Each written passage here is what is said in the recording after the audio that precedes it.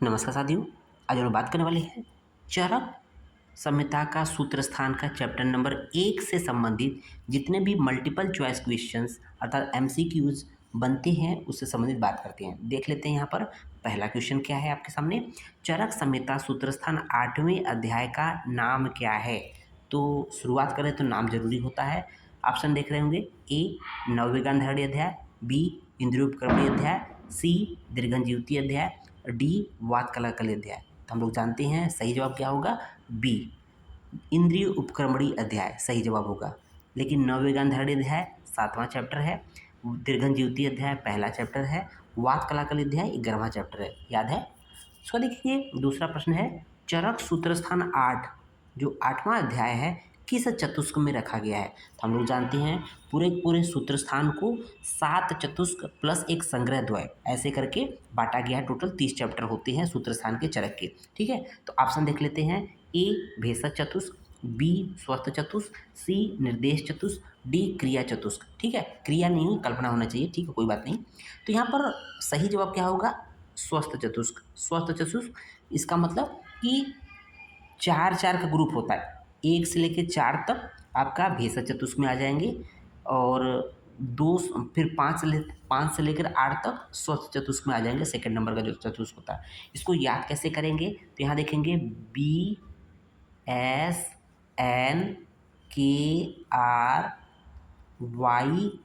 ठीक है ना।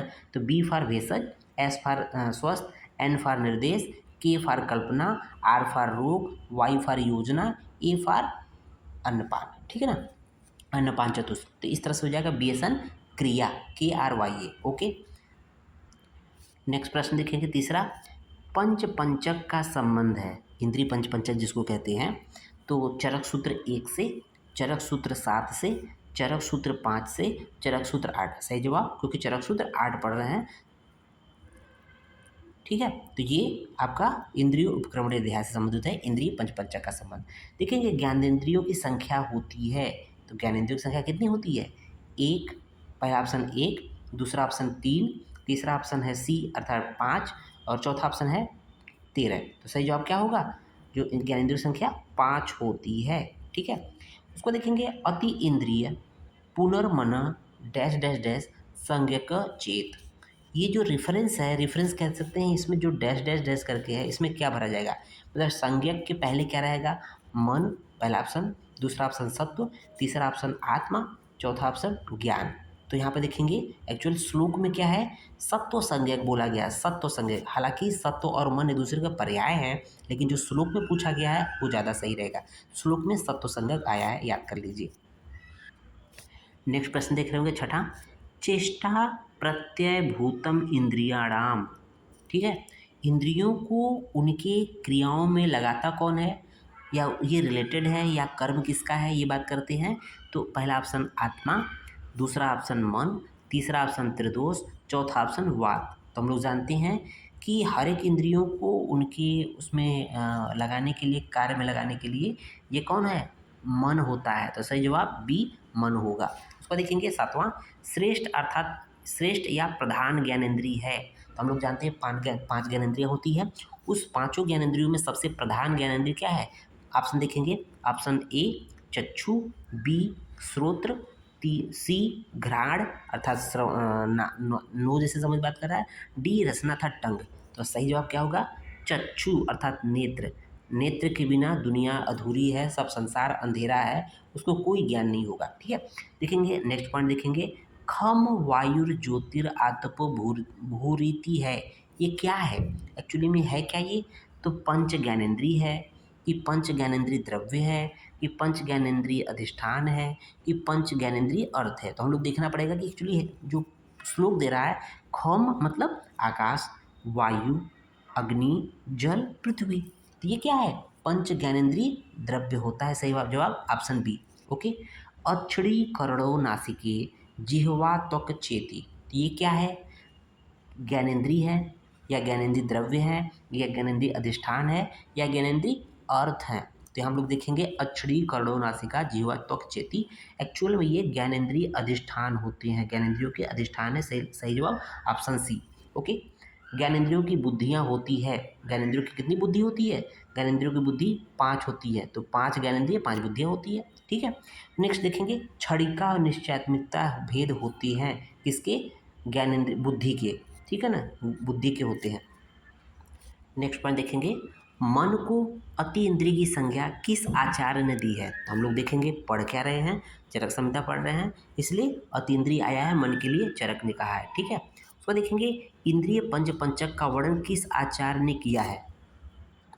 ठीक है, तो यहाँ देखेंगे ऑप्शन चरक, सुश्रुत, वाग्भट, सभी। तो इंद्रिय पंच पंचक का वर्णन चरक ने किया है।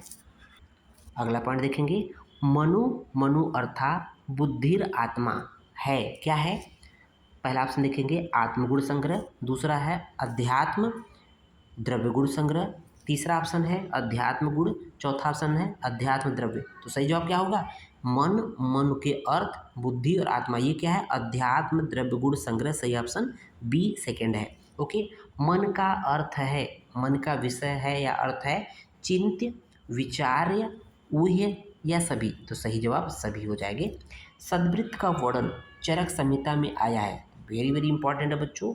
सद्वृत्त का वर्णन चरक संहिता में कहाँ पर आया है, मीन्स किस स्थान में आया है? तो देखेंगे, पहला जवाब सूत्र स्थान है, दूसरा निदान है, तीसरा अभिमान है, चौथा शारीर है। तो हम लोग सूत्र स्थान पढ़ रहे हैं, इसलिए यहाँ पर देखा जाए तो सूत्र स्थान में आया है। वो भी कहाँ आया है, तो आगे प्रश्न बन सकता है, सद्वृत्त का वर्णन चरक संहिता में किस अध्याय में आया है? तो देखेंगे, मात्रा स्थिति अध्याय पहला ऑप्शन, दूसरा तस्या स्थिति, चौथा इंद्रिय उपक्रमणी, पांचवा नवविगंधराणी। तो हम लोग पढ़ क्या रहे हैं, 8वां चैप्टर इंद्रिय उपक्रमण अध्याय, ऑप्शन सी सही है। नेक्स्ट देखेंगे 8वां क्वेश्चन है, चरक के अनुसार मनुष्य को एक पक्ष में कितनी बार केश, श्रमसु, लोम व नख काटना चाहिए? मीन्स दाढ़ी, बाल, नाखून इत्यादि एक पक्ष में 15 दिन में कितनी बार काटना चाहिए? तो जब देखेंगे चरक संहिता में पढ़ेंगे तो त्रिपक्ष से टर्म आया, त्रिपक्ष से, है ना, 3 मतलब पक्ष में अर्थात 15 दिन में 3 बार। सही जवाब होगा आपका सी, 3 बार। ठीक है ना। इसका हर एक 5वें दिन पर चरक ने बोला है कि नख नख है, केस है, श्रमसु, दाढ़ी इत्यादि बाल काटने चाहिए। उसको देखेंगे, लास्ट पॉइंट देखेंगे, चरक के मत से अर्थद्वय का अर्थ है, वेरी वेरी इंपॉर्टेंट बच्चों। अर्थद्वय का अर्थ क्या होता है, इसी चैप्टर का है, क्योंकि हम लोग देख रहे हैं। ठीक है। तो देखेंगे, ऑप्शन आपके सामने है धर्म अर्थ, आरोग्य, इंद्रिय विजय, काम मोच या नन। तो सही जवाब क्या होगा? आरोग्य, इंद्रिय विजय। वेरी वेरी इंपॉर्टेंट है, आपसे हर जगह पूछा जाता है अर्थद्वय का मतलब या अर्थ क्या होता है। ठीक है, तो ये आरोग्य और इंद्रिय विजय होता है। ठीक है, संस्कृत में ही आया है। तो उम्मीद है वीडियो पसंद आया होगा। ऐसे ही अधिक वीडियो को लाइक करें, चैनल को अगर नए हैं तो चैनल को सब्सक्राइब जरूर करें और शेयर और ज़्यादा से ज़्यादा करें। धन्यवाद।